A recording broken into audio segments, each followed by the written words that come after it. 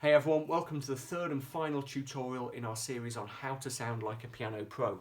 As you can see, we're doing things a little bit differently today. I'm downstairs in our dining room at my actual upright piano that I've had since I was 14 years old. And there's a reason for this, yeah? I'm not just doing it for fun, it's related to the style we're going to be playing in today, yeah? I'll talk about that in a few minutes. Now, if you're watching this, you've probably already seen the first two tutorials in the series. If you haven't, don't worry about it. By all means, watch this one through, but afterwards, do go and check out those first two tutorials because there's a lot of useful information in there that we're going to be building on today. Let me just recap where we're up to. We started off looking at our basic lead sheet that we're using as the basis for everything we're doing in this series. It's a simple lead sheet with melody and chords, and we've been looking at how to interpret this lead sheet to create steadily more interesting and elaborate performances on the piano. So in the first tutorial, we did something really simple with it. We just played block chords in the left hand and a simple single note melody line in the right hand. Then in the second tutorial we started playing chords in the right hand and using a little bit more motion and variety in the left hand, and today we're going to do something that is more elaborate still. So let's dive in and have a listen to that now. Just a little bit of a health warning for you. What I'm about to play is pretty challenging, so if you're sitting there watching it thinking, oh my word, I'll never be able to play like that, don't worry. Actually, it's not quite as difficult as it looks, but even if playing up to this level is beyond you at the moment, there's still going to be lots of interesting bits and pieces in there that we're going to be able to pick out and that you'll be able to use in your own playing. What I'll do, just as I did in the two previous tutorials, is include the lead sheet as kind of a subtitle underneath the keyboard, yeah, so you can follow it as you go. Remember, that lead sheet is the underlying information, and I'm going to be really playing around with it, okay? So the chords in particular that you can see in the lead sheet might not match the exact chords I play on the piano because I'm going to be extending them, substituting them, doing all that kind of thing. Okay, are you ready? Let's hear it.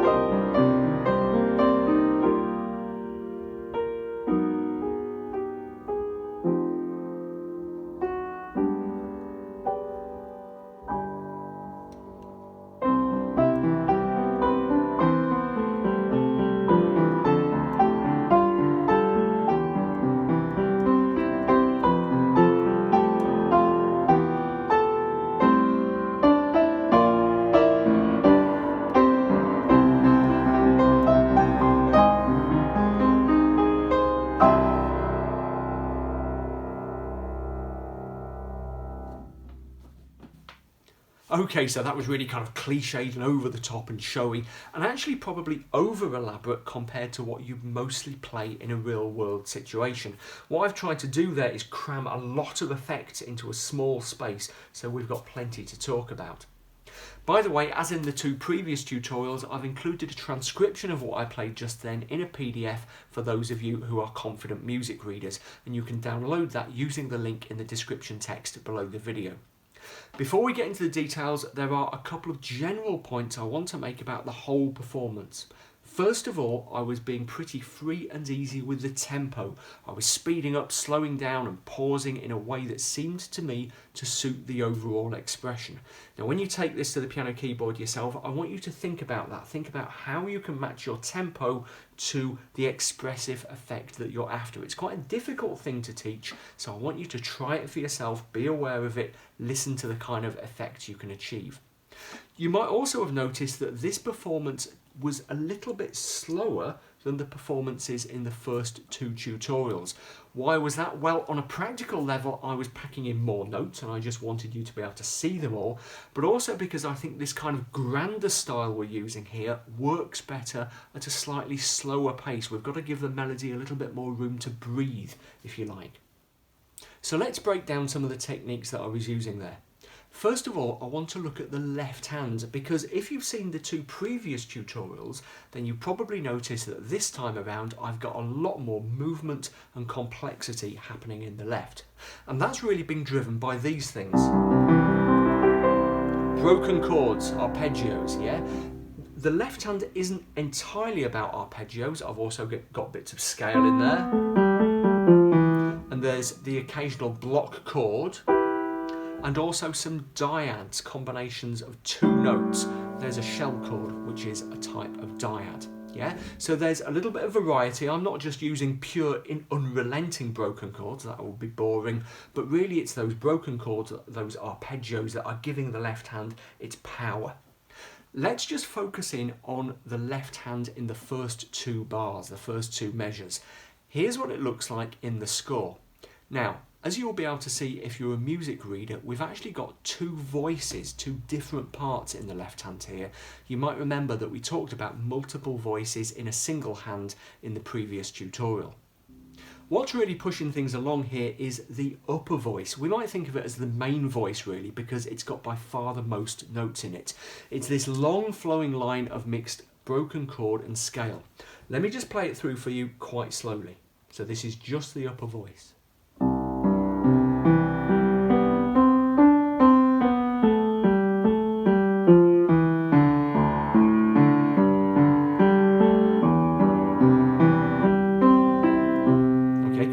To stick together by itself, but you know, you can get a sense of how it's going there. Now the lower voice is much more subtle, and it starts on the third beat of bar 1 of measure 1 with this E. It's a crotchet, a quarter note, okay? And we're holding that as this little bit of scale comes down above it in the upper voice. So doing the typical thing when we have two voices in one hand, we're splitting our hand in half, and one half of the hand is playing the lower voice, okay, holding on to that E, and the upper part of the hand is playing the upper voice. And then the next note of the lower voice is the C, with the AG over the top. Then we've got the G with the E and F coming round, and then we can drop a cheeky fourth finger over here to get to that F. And that's the final note of the lower voice, because after that the whole thing comes back together, the two voices reunite. So that's quite subtle. You have to be a little bit tricksy with your fingers, okay? There's a little bit of jumping involved. You have to stick things together with the pedal a little bit, but when you play it as a whole, it all kind of sticks together relatively coherently. When you're playing around with your own arpeggios, by all means try two voices. If you're not super confident with arpeggios, don't feel it's something you have to do straight away. I just included it as an effect that you can use if you want to. By the way, one of the consequences of creating this more complex left hand is that some passing chords have suddenly appeared. The chords have actually got so complicated in this version of the piece that I've actually left them out of the transcription in the PDF, apart from a couple that I really want to draw your attention to later. But I've left them out because there would have just been so many, the chord line would have got so busy. Let me show you an example of exactly what's going on. So on the lead sheet, the whole of the first bar is marked as C major. And if we play it as a very simple block chord in the left, melody in the right, then that works absolutely fine, yeah? But once we introduce our more complex left hand and a little bit of decoration in the right, things change. So the performance I played a few minutes ago, let me play it really slowly, just the first bar. Here's the first beat of the first bar. Okay. Exactly C major, no problem. But then I played this. Okay, and the sound is beginning to change. We can roughly say it's still C major, that's still the underlying chord, but I've dropped a ninth in there. Okay, I'm enriching the chord slightly, I'm extending it. And just there we have that kind of major seventh, major ninth sound. Then we get onto this. Now in the performance I jumped that C major 7 shape up the keyboard. I'm not going to do that for now. I'm just going to hold it here so you can see the chords we're generating easily. Okay, so roughly C major 7 with an E in the bass, but then we come to here. Okay, we could call that C major 7, but we've got the 6 there. We could maybe say it was some kind of F chord, except there isn't an F. Who knows? We're certainly getting a long way away from our basic C major chord. And then finally, on the second half of the final beat of the bar, we have this. Okay, that's not really a C major chord, okay? I don't know what you call it. You might say it's some sort of G13 or something like that, who knows? And it's not really worth thinking of the labels for these chords, yeah? But it's worth being aware that these new kind of rich, complex chords are being created. We can't really call that C major. Now that is fine, that is absolutely cool. That is just the consequence that happens when you start following these lines where they go. When you start playing around with arpeggios and different shapes in the left, you'll find that passing chords start to be generated. And interestingly, you're kind of getting closer when that happens. You're kind of getting closer to the classical tradition where chords emerge from the, you know, the interplay of lines, musical voices working together. That's absolutely fine. We're moving away from the kind of pop model where we have this very rigid chord sequence, yeah? So don't worry about it too much, don't overthink it, but notice what harmonies appear when you start to play around in this richer way with these longer flowing lines. So that's all quite interesting, but a bit academic. What's the practical takeaway for you here if you're starting to mess around with your own big broken chords? Well, the main thing is that it pays to think in advance about what you're doing and practice in advance what you're going to be doing, even if you're improvising. It's really useful to have some known arpeggio patterns, some broken chord patterns up your sleeve. If you need to build your confidence with arpeggios, by the way, and you're a music reader, get hold of a copy of this. It's the ABRSM's Manual of Piano Scales. Yeah, it's quite an old edition. There's a newer one out now, but it's always in print. And it has all the kind of basic arpeggios and, in fact, all the basic scales with suggestive fingerings. And learning and practicing some of these will really help you when you start to play around with this kind of thing on the piano keyboard. So as far as the rest of the left hand goes, it's pretty much all self-explanatory. We've got an awful lot of these arpeggios in bits of scales. Sometimes they're jumping down as well as up, nowhere near as often, and sometimes we've got little pauses on ordinary chords, but it's mostly stuff that you should find fairly self-explanatory.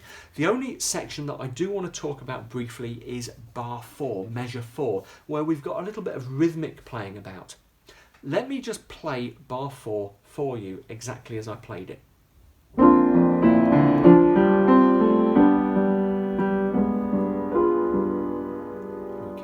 So we're on that non-diatonic B flat chord, which crops up in the progression. I've added a 9th in there to give it some colour in the right. And on the first beat, I just played up a simple B flat arpeggio. But on the second beat, I put in a triplet. So we had 3 notes squashed into the space of 2. Yeah, I didn't play it exactly as a pure triplet. I played it around a little bit, but the effect I'm after is... Okay, those 3 equal notes against 2 equal notes. And then straight after that we had semi-quaver, quaver, quaver patterns. 16th note, 8th note, 16th note. And again, I was slowing down throughout that bar, so those rhythms were played around with a little bit. The overall effect I was after was of a little bit of tension, a little bit of rhythmic tension between left hand and right hand, because I didn't want the whole left hand just to be chunk, chunk, chunk, chunk, bum, bum, bum, bum, as straight as anything all the way through. I just wanted to create a little bit of tension just there. If you know a little bit about pop piano, if you've seen any of my tutorials on pop piano, you'll know that this is a really common technique when we're playing pop piano, creating the rhythmic tension between the 2 hands. And we can do it here as well. So again, don't feel that you have to be tied to these very fixed arpeggios. Play around with the rhythms and how they play against each other in both hands. Now let's take a look at the right hand. Things were a bit chunkier than they were in the second tutorial, and the overall effect is bigger, louder, and more kind of epic. You'll notice that I'm filling in far more chord notes in the right than I did in the previous tutorial, when if you remember what I was mostly doing was filling in chords under the stressed notes in the melody. This time I'm still very far from filling in chord notes under every melody note, but there are still far more of them, which gives us this more kind of dramatic effect. Okay, you do need to be careful if you're doing this because that really big sound can get muddy, especially if you overdo the pedal or you don't control the pedal properly, and it can also be a bit unrelenting if you don't step back from it every now and then, if you don't kind of vary your dynamics. Something else in common with the second tutorial in the series is that I'm using a lot of chord extension and substitution. Now a lot of the time that isn't much more complicated than what was happening in that previous tutorial. I'm using things like major 7th chords and add 9 chords and things like that. One thing that is worth mentioning though is the way I'm developing some of the dominant chords. Now for most of our 16 bars we're in the key of C major, so the dominant chord, the chord based on the 5th note of the scale, is G. So a lot of the time what I'm doing is taking the simple G or G7 chord or whatever it is in the lead sheet and instead playing something like this, which resolves quite nicely to the C, as you can hear. Now on the face of it, that looks like a chord substitution. It looks like I'm playing something like, you know, F diminished 7 or something. But really it is a chord extension, because if we were to label this, because of the G in the bass, we would call it a G7 with a flat 9. Okay? If you wanted a true substitution for the dominant there, you could use something like the tritone substitution. Very famous from jazz, there's a tritone substitution in the key of C major going up to C. There are some genuine substitutions at the end of the middle section in bar 11, measure 11. Here's the melody line there. And in the lead sheet, the chords we've got underneath that are A flat and A minor 7. Okay? Now what I did in the performance a few minutes ago was substitute those, replace them with A flat minor 7 and F9. Yeah, okay, so what we came out with was this. And then resolving onto that G7 flat 9, ready to take us back to the C at the start of bar 13. Now, I don't want to dig into chord substitution too much, I want you to play around with it for yourself. But one thing I do want you to notice here is that those substituted chords, yes, they're very different. They still have the same function as the original chord. They're very different, but they actually share quite a few notes with the chords they've replaced. So A flat minor 7, and we had that 9th dropped in as well, though really that was a suspension, that was part of the melody. The A flat minor 7 shares its root and its 5th with the underlying A flat chord. Okay, and the F9 shares its 3rd, its 5th and its 9th with the underlying chord in the lead sheet, which is A minor 7. Okay, so they're not actually that different in terms of the actual notes they contain. And this is often true with chord substitution. What you can do is just change 1 or 2 notes of a chord that you're using and it'll make it a completely different chord, but it will retain either an identical function or a very similar function to the underlying chord. So take those chords and play around with them, see what you can do, listen, what kind of effects can you create just by changing the odd note in some of your chords. Don't worry if you don't know what the resulting chords are called, that's not the most important thing. The most important thing is the way they sound. Also in the right hand, we've got some interesting decoration going on. Now in a musical context, decorations are just little frills and twiddles that complement the main action of the melody in the right hand usually and add to the overall sound, but they're not really part of the main event in melodic or harmonic terms. Now the simplest decorations we have are these very basic arpeggiations that crop up in several of the chords. The first one is at the start of bar 3. Okay, there we go, that's an arpeggiation. That's the chord at the very start of bar 3. It's sort of an F9 thing with a suspension at the top there, but I was arpeggiating it. Okay, arpeggiating a chord is really simple, it's just this. You play the notes slightly separated from each other, always from the lowest to the highest, just playing and holding them until the full chord is sounding. So there's an arpeggiation. There's another one. I was using quite a few. I've marked them in the score, you know, if you're looking at the score, with these vertical wiggly lines, yeah? That's the standard marking for a chord arpeggiation. Arpeggiation is a really cool, it's a really easy effect to use, but as with all of these things, don't overdo it. If you start arpeggiating every chord, it gets really tedious quite quickly. You might also have noticed that there was some more spectacular decoration going on. That started in bar 2 when I did this on the C major 7 chord. Okay, that might be going out of shot, by the way, but I'm just playing the same shape all the way up the keyboard. Okay. That's a really kind of cool and straightforward technique if you do it. You know, you've got to pause on a chord, just take the chord up the keyboard a few times. But 2 things to watch out for. First of all, make sure you have decent finger placement and timing. Because if your chords are a bit uneven when you jump onto them, if they're a bit splashy or wonky or hesitant, that will stand out, especially in this kind of range of the keyboard. Yeah, that really cuts through just there, and it's still easy to differentiate the notes, which is not really up here. But up here, mistakes will stand out, so watch out for that. Also, remember, if you're running chords up the keyboard, you need to get down again, okay? If you've got a rest in the next bar, that's no problem. If you're taking things really free and easy, that's not a problem. But if you are playing a melodic line, as I was, at a reasonable pace, then you need to get back down quite quickly. And if things go wrong, it's likely to be at the start of the next phrase. So between bars 1 and 2, I've got this, but then down to this. Now, the most likely place for a mistake there is on those chords, because I've had to rush down all the way from the top of the piano up here. So watch out that you're not making mistakes in that way. Make sure that you're not pausing more than you want to for kind of artistic reasons to get down, okay? Just watch out for that. Most dramatic of all were the arpeggio runs that I did in bars 5 and 6. Okay, really quite spectacular. Those are the reason, by the way, that I'm using the real piano. I tried to shoot this a couple of days ago on my Nord, the red stage piano that I usually use, and it just didn't have the articulation that I needed to pull off that very fast arpeggio really quickly. By the way, if you're looking at the score, just a point of interest is how I've scored those. I've used those little grace notes, yeah, and that means that no timing is specified. So exactly how you time the arpeggio is kind of at your discretion. You're playing along, you can just either kind of shoot it, throw it away fairly quickly and have a bit of a rest and plenty of time to jump back down, or you could play it more slowly, in a more relaxed way, which actually is probably a little bit more difficult because you need more control.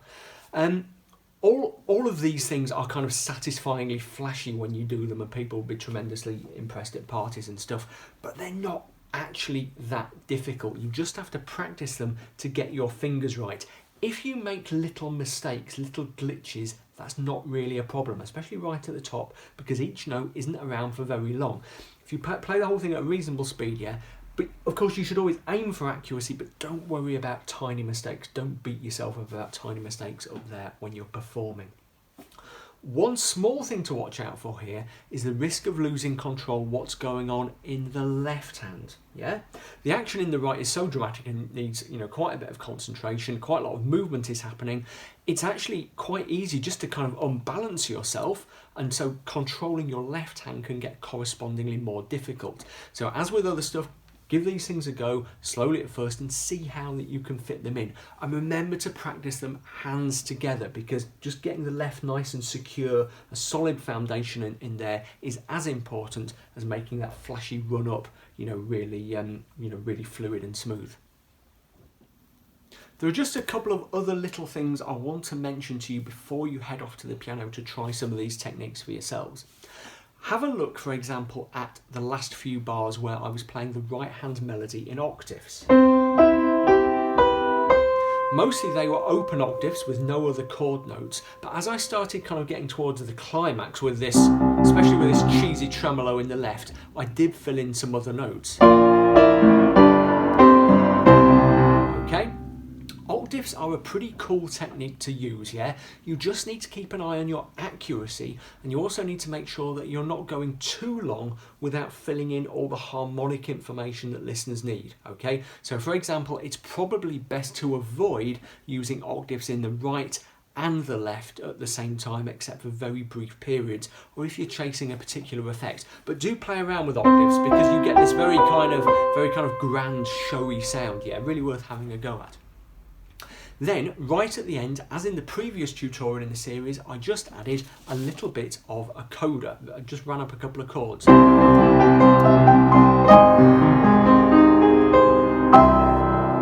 Okay, all very satisfying, nothing very special, just an arpeggio in the left and a bit of a striking non-diatonic A flat chord before the final C major. I'm well out of shot down here, by the way. All I'm doing is doubling up C major octaves down there.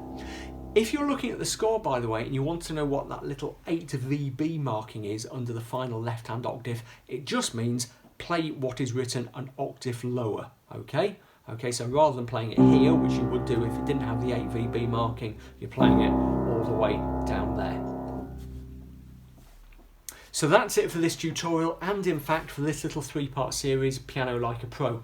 I really hope you found it useful. The thing to do now is to head back to the piano and start trying some of these techniques for yourself. Even if the level I've been playing at is a little bit beyond you, don't worry about it. There are still plenty of ideas in here that you can kind of pull out and use in your own playing.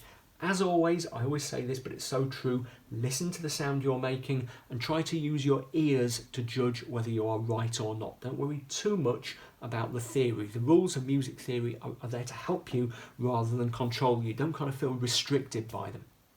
So there we go. Do please remember to check out my books, especially How to Really Play the Piano, the stuff your teacher never taught you, which you'll find really handy if you're just getting started with chords and improvisation and things like that. You know, we've got a whole section on improvising 12-bar blues, which is a really great way to get into piano improvisation. You just need to be able to read a little bit of sheet music in treble and bass clef.